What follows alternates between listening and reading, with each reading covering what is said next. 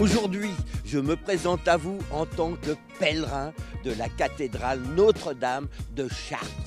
Elle est superbe, mais encore plus aujourd'hui, car elle vient d'être rénovée. Et puis les murs ont été repeints comme ils l'étaient au XIIIe siècle. Mes frères, suivez-moi! Ah, au fait, je tiens à vous préciser que la cathédrale date bien sûr du début du XIIIe siècle. Elle a été bâtie en 30 ans, ce qui est vraiment exceptionnel pour l'époque. Mais il faut dire que les constructeurs ont recyclé la façade romane de la précédente cathédrale. Bonjour Irène Jourdeuil, vous allez nous présenter aujourd'hui la crypte de la cathédrale. Bonjour Daniel Alazard. Bonjour. Et dans un premier temps, vous allez nous montrer toutes les rénovations de la cathédrale qui sont véritablement exceptionnelles. Et on va commencer par les vitraux.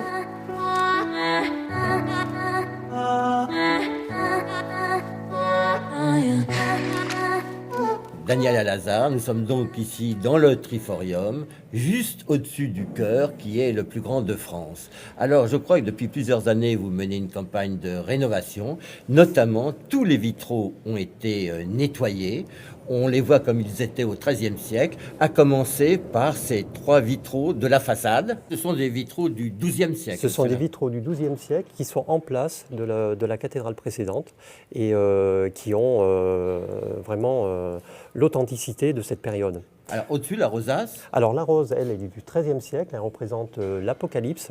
Et la particularité, lors de la restauration, on a pu constater que les vitraux étaient authentiques vraiment à hauteur de 95%. C'est-à-dire qu'on a eu très très peu de restauration et très peu de pertes de ces vitraux anciens.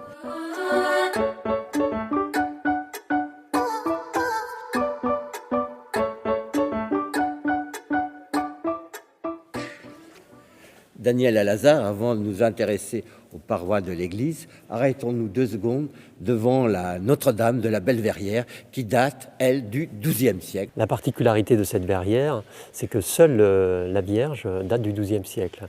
Pour le reste, c'est un vitrail du XIIIe. Et la particularité, c'est le bleu de cette Vierge, qui est un bleu très lumineux, qui est très particulier et qu'on appelle le bleu de Chartres.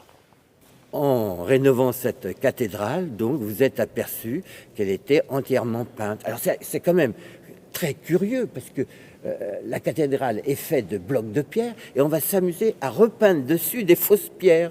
Effectivement, donc le décor intérieur, c'est un décor d'enduit qui est appliqué sur la structure maçonnée en pierre de taille, et qui symbolise une architecture, enfin, une architecture perfectionniste. C'est-à-dire qu'en fait, on symbolise la Jérusalem céleste, la perfection du décor intérieur, où on va le matérialiser par des faux joints blancs, avec une architecture et un décor très perfectionniste. Daniel Alazard, merci pour ces explications. Nous allons maintenant rejoindre Irène Jourdeuil pour la visite de la crypte.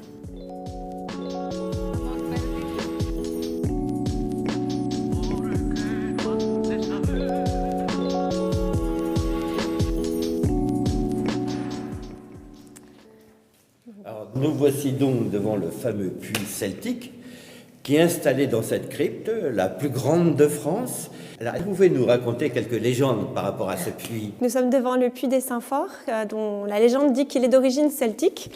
Et c'est à partir de ce puits, quelque part, que s'est constitué le mythe autour de la cathédrale qui indique que ce lieu est tout particulièrement dédié à la Vierge depuis tous les temps, avant même l'incarnation du Christ. Et les chanoines se sont appuyés en fait, sur cette origine légendaire en fait, du culte à Marie et de la création de la cathédrale pour justifier cette relation toute particulière qu'ils avaient à la Vierge au cours des siècles. Alors, Madame Jourdeuil, nous sommes ici autour de l'an 1000. Alors, tout à fait, nous sommes dans ce qu'on appelle le caveau Saint-Lubin, qui préexistait à la création des cryptes par Fulbert. Et c'est un espace en fait, qui servait principalement, semble-t-il, de présentation des reliques. Et on peut supposer qu'il accueillait également la relique majeure de la cathédrale, qui est le voile de la Vierge. Donc ce voile qu'elle aurait porté au moment de la nativité du Christ. Nous voici donc en 1024 et nous sommes où ici exactement? Alors, donc, nous sommes dans la crypte de Fulbert et plus particulièrement dans la chapelle dédiée à Notre-Dame de Souterre où l'on vénérait une statue romane depuis le XIIe siècle, une statue de la Vierge portant l'enfant. Madame Jourdeuil, s'achève ici notre visite de la cathédrale de Chartres. Merci encore 1000 fois. Merci à vous.